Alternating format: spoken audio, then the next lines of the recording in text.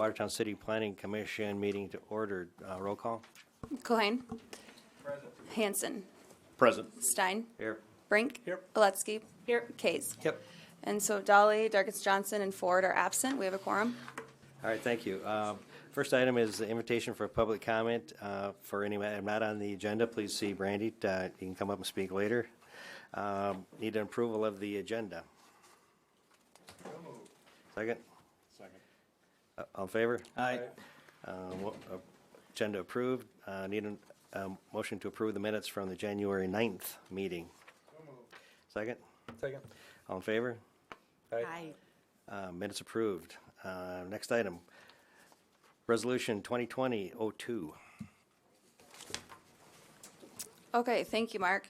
So as we've alluded to, these two meetings are basically about campgrounds. And we're going to be discussing the language that's in Chapter 2176.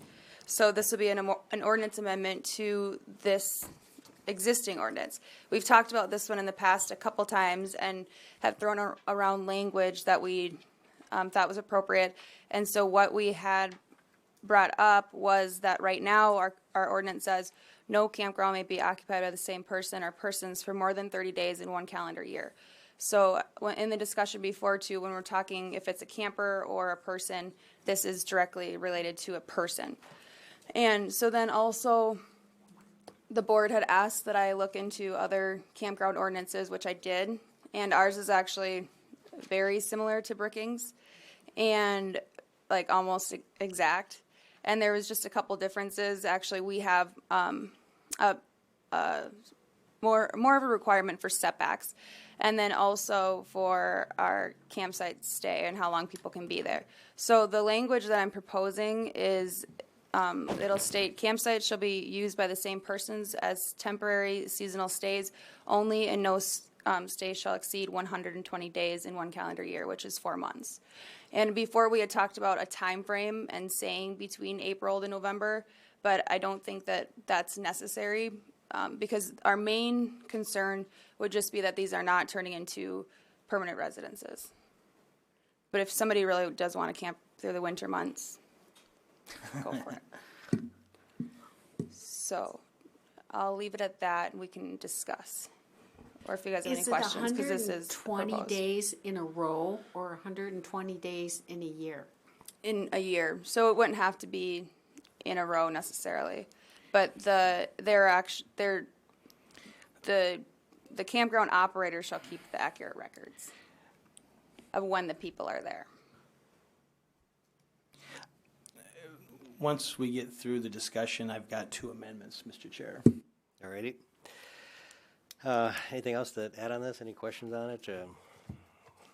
Do you want to just bring those up? Okay. Anything else on that? No, or- did you open the public hearing? Yeah, no, I haven't yet, but I Okay. was just wondering if you were done. No, yeah, go ahead. Any questions or comments for Randy? All right, I'll open up to the public hearing. Anyone here to speak on behalf or against this ordinance, please come up to the microphone.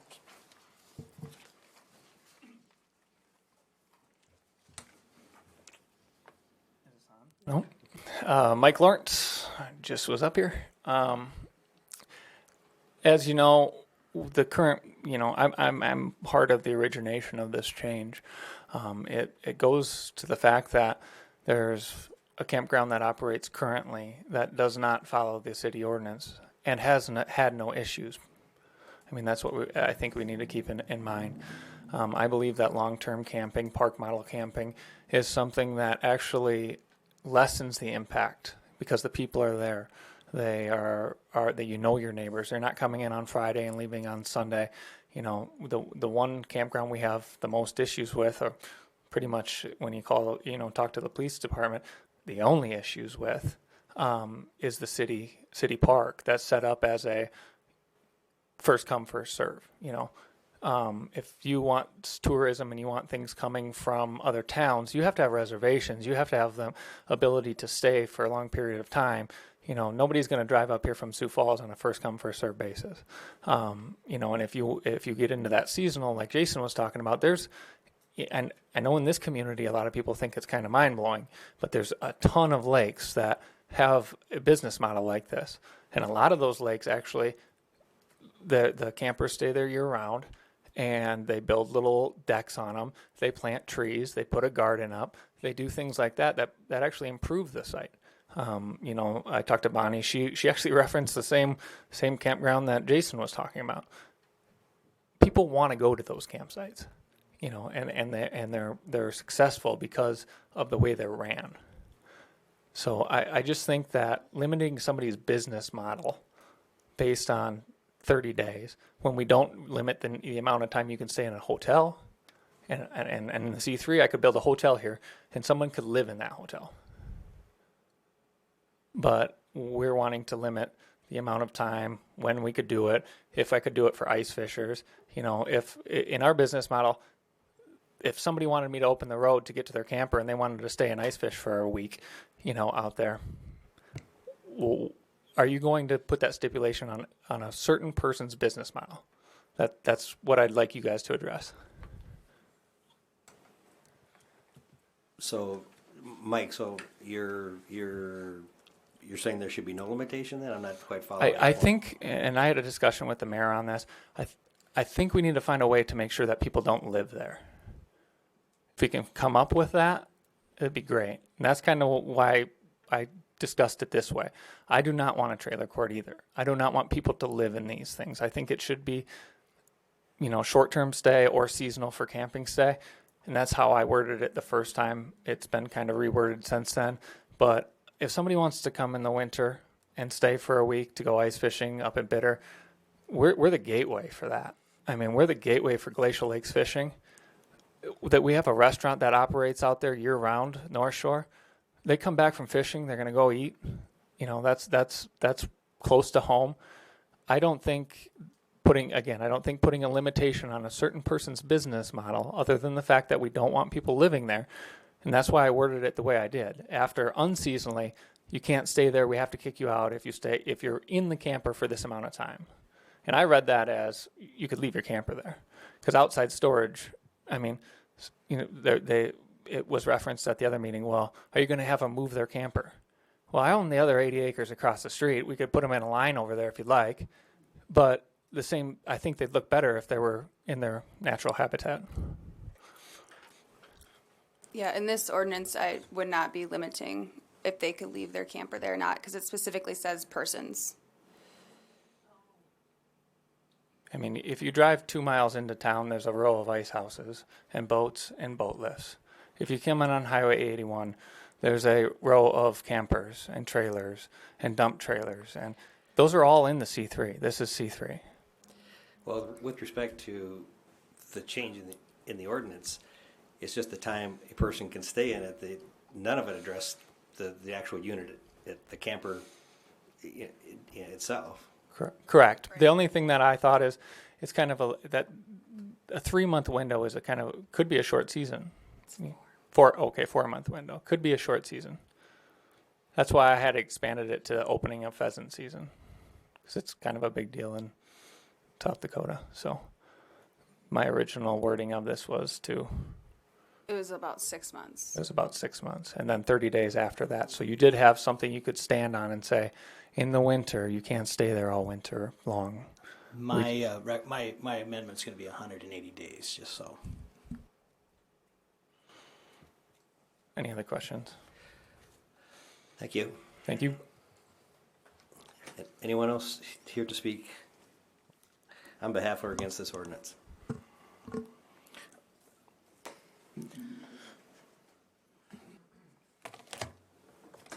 Hello, Wayne Polly. I'd like to invite you to say would there anybody like to speak about this or ask questions, because I'm not against what's happening, but I do have questions, and I think that's quite a different thing. So my question is, I was actually talking to the mayor and said, well, what is the difference between this and a trailer court? Because one of the residents, one of the people who was here before said, this is a trailer court. And then I heard the people in the crowd back here saying, well, it doesn't matter what we say because you all have already decided. So it's just a question I have. What is it that is, how is this different than a trailer court? I'm not challenging Mike, but in the ordinance, the trailer court needs to have certain things that this might also need. And so if people are there all the time, they put their house down, they put down a deck, they have a garden, they have a home. Like a trailer court, they've rented a lot, they've put something down, they have their, they have access to it all year round. And while it's possible, you can say 180 days, but there's no one living there who's going to check that that's what's happening. So how do you make it something that's not a full-time residence? And because what you're talking about starts to sound like a trailer court. And so there are certain things that people in a trailer court have, like a shelter, a storm shelter. I think the difference between shelter and campgrounds are the types of structures that are there. Shelter, a trailer park, it's not even a trailer park, we call them manufactured home. Right. Court, are basically a type 1 or a type 2 manufactured home, a single wide, double wide. There are no single wides or double wides allowed in this facility. It's for basically manufactured homes carry a nameplate for taxation purposes. So there's a little bit difference from that perspective, ma'am. So, and They're not actually, licensed. But the Yep. one thing that I think that differentiates this, from a trailer park manufactured home is the seasonal aspect. And in the ordinance here, it says that they will keep accurate records. So at any given point in time, the city can reach out to Mike and say, we'd like to see your your stay records for the last 6 months. And if that's how they want to enforce it, that's how they can enforce it. can I add to that? So also, we regulate manufactured homes completely in a separate district. So campgrounds are a commercial use, and a manufactured home is its own, so the R4. And so then we have all these provisions in relation to how those are regulated and Right. handled. And I think I understand that they're different, but in fact, when someone has a home and they put it on the property and they have a deck and they can leave it there all year round, you're calling it something different. You don't have a license, you don't have the same regulations, but a person can do the same thing. That's all I'm saying. I'm just raising it as the essence of what you're talking about, rather than, I mean, I understand the details and I appreciate that, Todd, but I just raise that as something to be thought about. I mean, it's the same fruit basket, they're just a little bit different. If I may, Mr. Chairman, I guess my view from a zoning management standpoint, it's the primary difference in my mind would be the permanency of residency versus the temporary residency. And that's why in the revised section here, staff was explicit to retain and use those terms, temporary, seasonal stays, where your mobile home parks, that is more of Sure. a permanent residency where people are there year-round, year after year, just like the Sure. single-family residential zoning districts and the multifamily residential zoning districts. Sure. And so, in my mind, from a zoning management standpoint, that's where the primary difference is. It's temporary stay, although it could be 120, 180 days versus year-round full-time residency. Okay, thanks. Thank you. Anyone else to speak on behalf or against this ordinance? Seeing none, I'll close the public hearing. Any discussion? I have a question for the city attorney, Mr. Chair.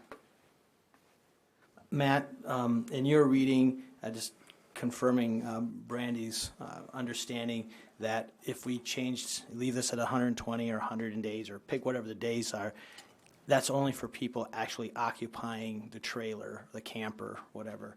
But if people aren't there utilizing the camper, they could leave that camper year-round. Is it specific enough in number 6 to denote that? You know, I probably could be tweaked a little bit. The word stay.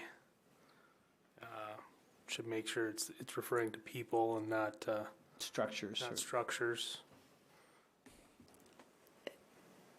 Isn't it saying that? Well, I think it's gray. Campsites shall be used by the same persons. Used, what's used mean? Physically staying there, using the campground as a place to put my camper. I'm just saying, I'm looking at all kinds of potential legal arguments that could come back at you. And so that's all the reason. I'm fine, I understand, but seasonal stay, used, I write policy for a living. Those are words that are just broad enough to drive a truck through. I would suggest then tonight, if you wanted to approve the general sense of the language, that I haven't had a chance to look closely at this. I could work with the city planner and we could recirculate something at a future meeting to make sure you're okay with the final language. I would like to move this thing forward, and I would even be so willing to instruct an amendment to change it from 120 to 180 days. That way you're only asking the owner of the campground twice a year to present information to them that their records are being kept, and that used shall not include, maybe include something to be inhabited as opposed to stay. And so if I'm only inhabiting it for 6 months, that means the camper could stay there year round, but I'm only living in it in 6 months. I don't know how that language looks, and if something could be written into that fashion, that intent, I would make a motion to move that forward. Commissioner Case, just for a point of clarity, is it your intent, by adding this clarity, that the campers themselves are allowed to be parked there year-round? Exactly. Okay, and just but- for our knowledge. so But we can only make to the be language used appropriate. 180 days. Okay. What's wrong with replacing used with inhabited? I mean, I think that's a Yeah. pretty easy Well, fix. maybe that's the Yeah. term. Campsites shall be inhabited by the same persons as temporary / seasonal stays, comma, only, comma, and no stay or habitation shall exceed 180 days. I would entertain a friendly amendment and defer to the one with the JD on the board. Okay, now I have a question. When it says inhabited by the same person, let's say that I own the camper. I stay there for 60 days, and then I rent it out to somebody else for 180 days. Would that be okay? Yeah. I think As so. long as you're not physically there, I would say yes. Then that begs the other question is whether subleasing is okay. You know, I know it's done in trailer parks, or mobile home, manufactured home courts, excuse me. There is subleasing that gets done all the time. I mean, I feel like we're getting awfully deep into business practice type and- stuff. I and mean, how- we're trying to essentially trying to legislate very, very detailed, particular parts of somebody's business. But what I'm Outside of the saying, purview. my question is when we say inhabited, why don't we say that site inhabited by who cares how many people? It can't be more than 180 days and it doesn't have to be throughout, in a row, but throughout the year. And Well, maybe if that's the case, then you're saying campsites shall be inhabited as temporary seasonal stays, and you take by the same person out. If that's what you're saying, Bonnie. yeah, that's what I'm saying. That way we're saying that what you're saying there is that then you're only saying that pad could only be used for 6 months out of the year, and so I think that becomes confusing as well. Can I think- say something? I have to open up the public hearing again. Go ahead. I think Liam kind of hit it on the head. Is you do get into someone's business model quite a bit. If that person, you're running it into thinking that pad will only be okay. So let's say this campground doesn't fill up with park models. Let's say we use it for pull in, pull out. Okay, so then somebody comes, I rent it for the season, somebody comes in and says, hey, I'm going to come ice fishing up there. You got a place for my camper? I can say, well, I can't use that one because it was been used for 180 days. Right. And so I'm going to have to go to the end of the row over here. You can use that one, but then if your buddy comes, he's going to have to go over here because this one has 180 days of use on it. It seems a little bit into a business model, and if that's where you want to go, that's fine. I just want to make sure it's clear that That's how it is. That's not my intent, Mike. My intent is that I think the question that the mayor and somebody references that we don't want people living there year round. And so I wanted clarification that number 6 is not going to allow somebody to live there year round. So if it's inhabited by the same person for 180 days, they get a 6-month stay there. And I think that's right if it was only a park model situation. Right. But this is for every campground. Right. You know, and another thing you have to look at is how it's been wrote, how it's been enforced, and how many issues you've had. It's been wrote this way, it's not been enforced this way, and we've had 0 issues. Where are we procedurally? There's a motion second? I have a motion. I don't actually- think it's been, we talked back, and so I'm gonna back my motion off and let somebody else decide how we Sorry. wanna say this. Now that the public hearing is open, I feel obligated to ask if there's anybody else who wants to speak. Could I just add something? You know, do we just want to be explicit that we don't care if campers stay there physically all year long? We can just explicitly add that. I have a question for you on that. What zones do we allow campgrounds in? I know it's conditional use in the C3 zone. What other zones do we allow it in? I think that's the only one. Okay, and that's what I. Oh, and egg. And egg. And that's I'm looking through here and I haven't seen it. I guess I didn't look at the egg. But I guess my question is in those zones, what do we allow for outdoor storage? I mean, if instead of since this is a C3 zone, you know, which this ordinance applies to because that's, or an A, because that's the only 2 zones that we allow campgrounds in. And if someone wanted to store something out there all year, like if this was, go back to our farm machinery sales, how long would we let them keep farm machinery on the site? You know, you'd keep it year round. Exactly. That's Yeah. what I'm getting at. It's already taken care of. Since this ordinance is only pertinent to those zones, I feel like it kind of, I mean, it fits with the zoning, if that makes sense. I just want to make sure that the legal sense is that we're allowed to keep those campers there year round, if that's the business model. I don't want to interfere with that. The question about the 30 days, I think, is completely wrong. The 120, I think, is in the right direction, but I would rather move it to a 180, just from if we want to require reporting under number 9. So that's only twice a year.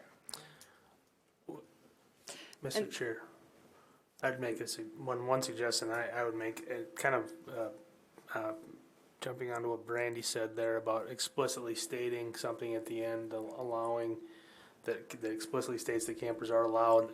I would go one step further, and then before getting into defining the language that's currently there, you could make a statement at the beginning stating this is not intended to be a permanent residence or not intended for year-round living, just a general policy statement, and then go into the actual verbiage that's currently there, or something similar. I like that. You can understand what you just said. Just state it right there. This is not for permanent. That's kind of already in the definition of campground. It's located and occupied as temporary living quarters. I mean, it in the definition says temporary living quarters of campground. So do we still want to change use to inhabit, though?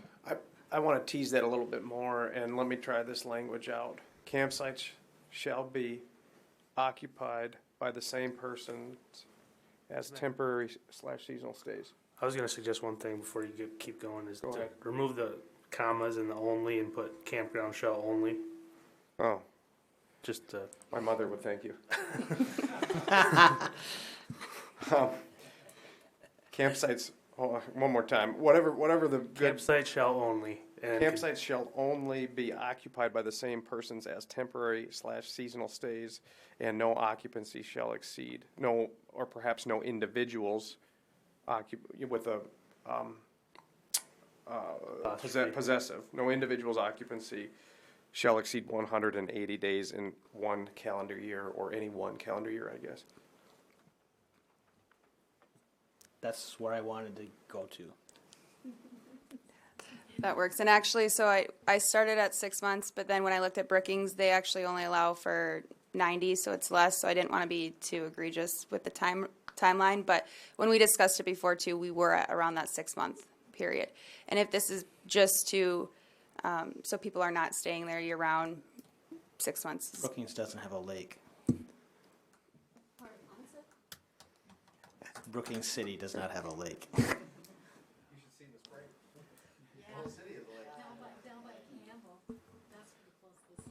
Well, yeah, campground, this can be anywhere. This is just ideal at a lake. Okay, I'm going to close the public hearing. Any other discussion? Matt, so I think I'll bring up, so I had went in looking at all of the provisions here. I also thought that number 8 was a little odd because I feel like it's redundant in our ordinance and how we handle nonconformities. So it says all special permits issued under this section are temporary and valid only during the period that the campground and associated facilities comply with the provisions of this title and all other applicable ordinances and regulations. For one, I don't, like, what is a special permit? I agree. I think the language is antiquated. Much of this language was written by the planning districts in the early 70s, and it's not even used anymore. I would actually, I agree that special permit certainly needs to be changed, but I guess as I've looked at it a few times, I wonder if what the intent there was to say that if somebody is operating a campground and violating one of the provisions of campground operation, do we want the ability to not only cite them with an ordinance violation and pursue enforcement that way, but also shut down the use? That's the question, I think. And I think, what I would, I'm going down a rabbit hole, but rather than having it specific to campgrounds, I think there should be a specific item in all conditional use permits that's specific to that you are subject to not only findings but revocation of permit, but that's a different section of the ordinance that it would need to be taken. Yeah. Yeah, I just thought it was odd that we were being so specific for campgrounds. Because that makes it kind of hard for anybody to invest in them as well. I mean, hopefully they would conform to our ordinance because they wouldn't want to be fined if they were out of compliance and code enforcement was in touch with them. So, being the esteemed legal minds in the room have come up with some language, I would so move that language To be stricken. to do it, what they said. I tried to write it down, and esteemed is a little bit far. Here's what I've got. Learned. Learned. Yeah. Campsites shall only be occupied by the same persons as temporary / seasonal stays, and no person's occupancy shall exceed 180 days in any one calendar year. No, what was that last part? No one person and no what? And no. I think you said individuals the No, first time. well, I said individuals earlier, but I'm just copying the word from the preceding, Persons possessive. yeah. I'm trying to keep it consistent even within its own sentence. I think what you're saying is what it's written. But you guys want to be more specific on. I don't like the word inhabited. Inhabited implies a home or a residence, Yeah. which implies year-round stays. Occupied is a more temporary definition. So I like the word occupied and occupancy as opposed to inhabited. And then in terms of persons or individuals, I would prefer it at least be consistent throughout the clauses. So clause 1 is persons, clause 2 should be persons. If it's clause 1 is individuals, plural possessive, then it'd be plural possessive in the second clause. I don't care which one it is. Let me repeat. No. So campsites shall only be occupied by the same persons as temporary / seasonal stays, and no person's stay shall exceed 180 days in one calendar year. I think stay should be replaced by occupancy. Again, I think Person's occupancy. I think clause 1 should be identical. I mean, the language should be identical in both clauses. Okay. I will we can't rewatch do the that video right to now. make sure I have that. I would so move Oh, perfect. Mr. Liam's description.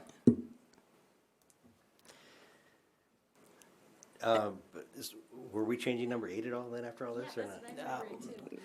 Well, if we were to make another recommendation to strike 8, I don't know if this has already been noticed for the city council. It would have to be re-noticed because It hasn't been. it hasn't been. No, Well, because if we have it'll that have first and opportunity, second then- reading. If we have that opportunity, then I would also like make an amendment to my initial motion, which hasn't been seconded yet, to delete number 8.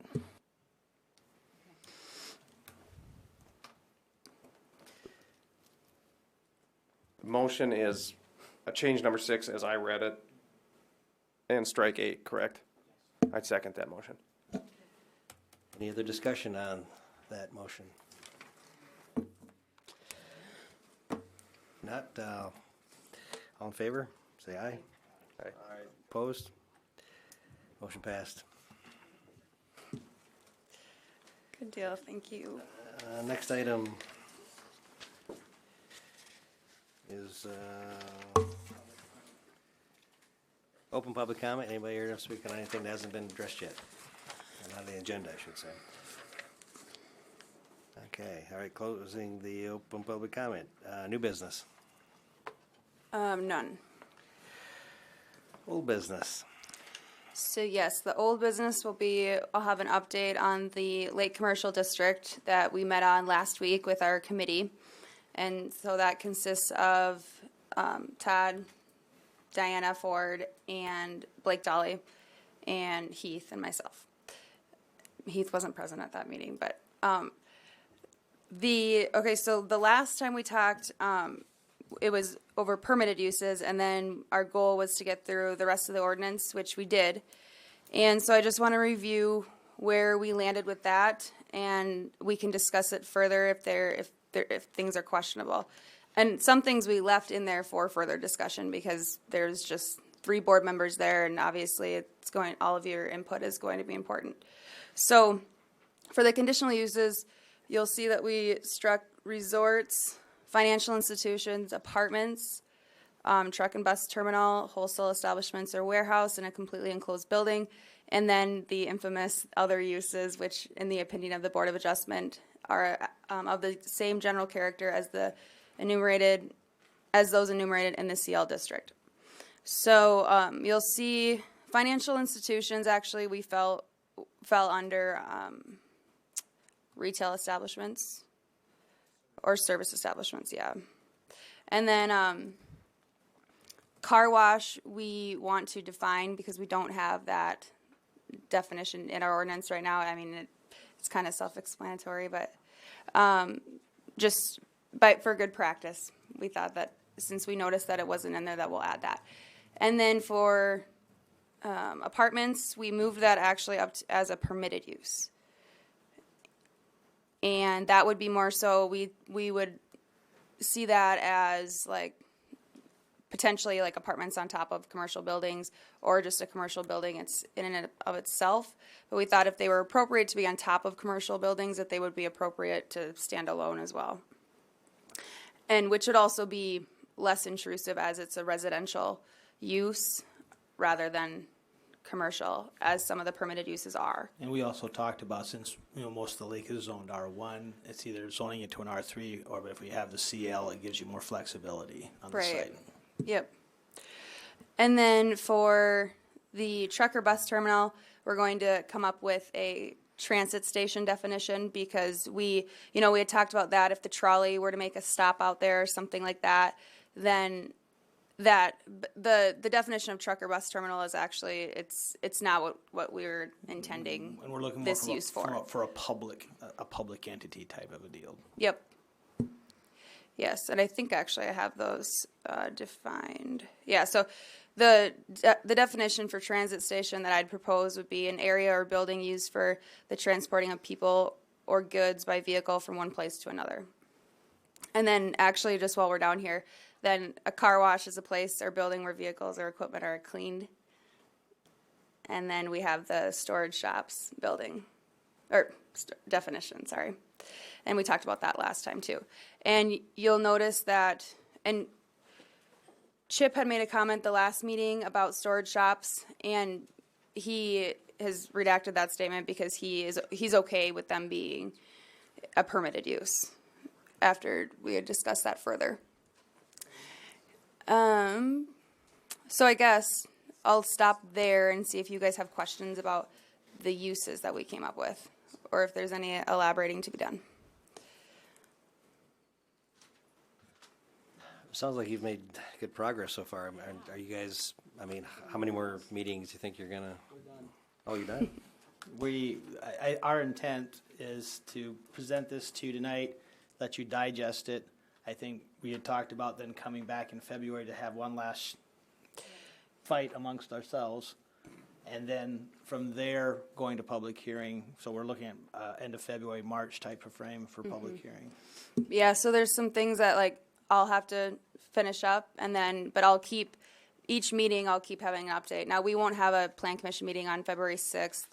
Actually, there won't be a meeting on February 6th at all. It'll be February 4th, like I emailed you guys today, and that will be public noticed as well, so the public's informed. We'll get that word out there, but it will be February 4th, which is a Tuesday evening at 5:30 p.m.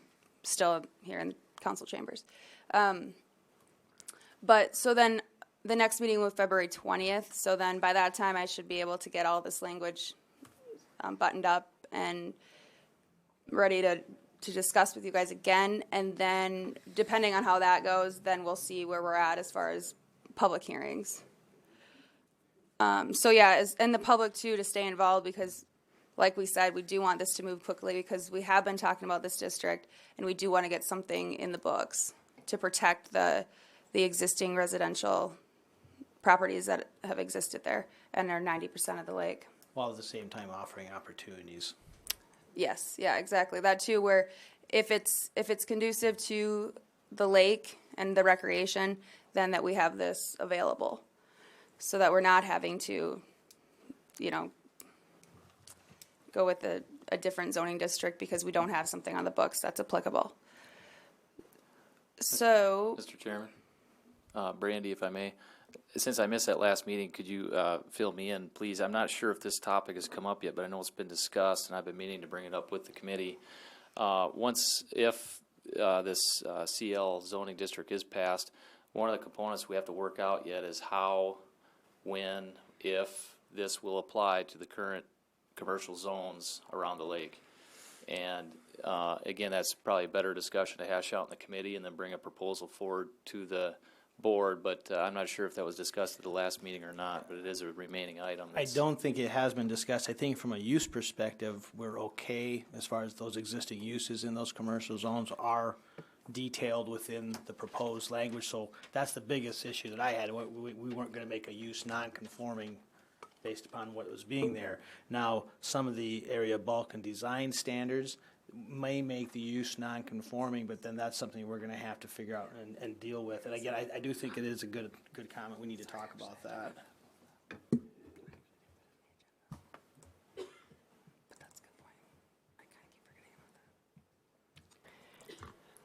Sarah Karen, Mayor. I just wanted to point out, Brandy said you guys did address the area, lot size, and that sort of thing, but I didn't see it in the proposed ordinance. I think she forgot to put it, you have it in the. I forgot.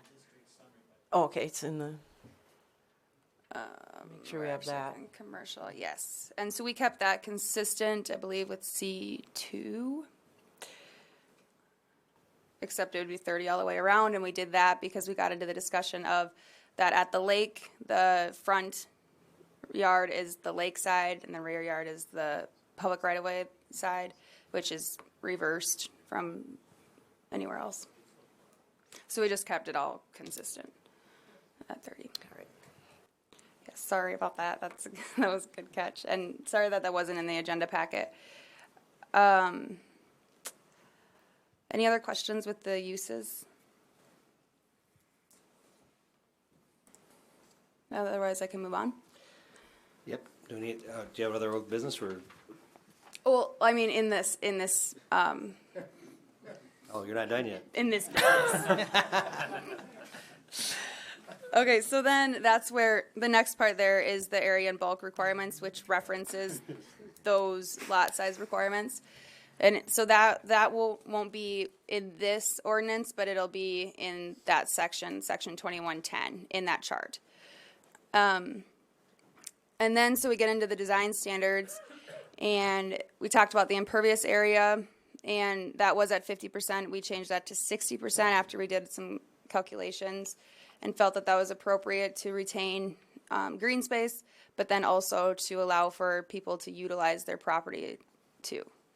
And then we have this provision where all exterior walls facing and immediately adjacent to a property zoned R1 single-family residential shall be finished with the following materials or similar faux material. That should say materials. Or a combination of the following materials. And this is consistent with, well, it's kind of a combination of our gateway overlay and our downtown aesthetics or overlay districts. And let's see here. So this is just, this would only be, so if somebody had a CL property that did not have any, that wasn't adjacent to residential property, then they could use metal for their entire building. So we wanted to protect the aesthetics of the neighborhoods, where if it were facing a residential property, then that it was looking like more of a residential house. The outside storage display and screening, we took this language from the Gateway Overlay District and felt that it was appropriate. We had vetted that pretty heavily, and it accomplished what's appropriate for this one. And then I need to still add the transitional yard green space requirements similar to the Gateway Overlay District, but we kind of landed at, the language will be pretty consistent too, but we kind of landed that 15 feet of the transitional yard should remain green space. We were going to also have some drawings to visualize that. Yeah.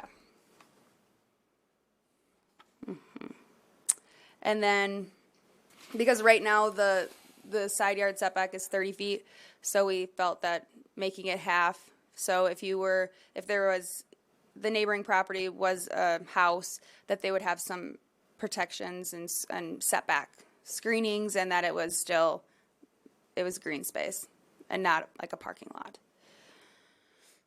So yeah, that's where we landed. Do you guys have questions about any of those things?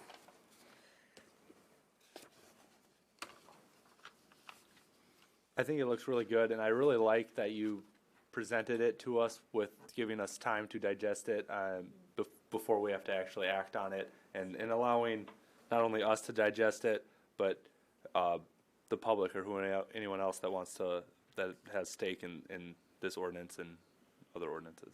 Yeah, exactly. Thank you. And I want to thank both Brandy and Heath as far as helping guide the subcommittee to vet this. And I think it helped expedite the process a little bit here too.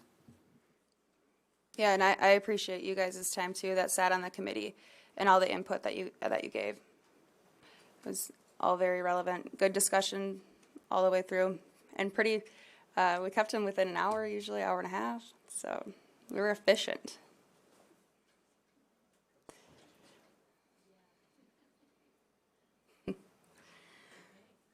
All right, so I'll continue working on this, and like I said, you'll be seeing it again on February 20th as a discussion item.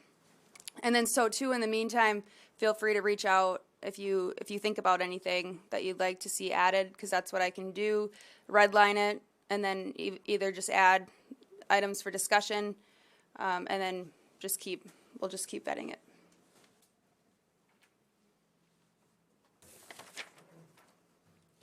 All right, thank you. That all your old business? No, not that I have. So that's all the old business you have? Yeah.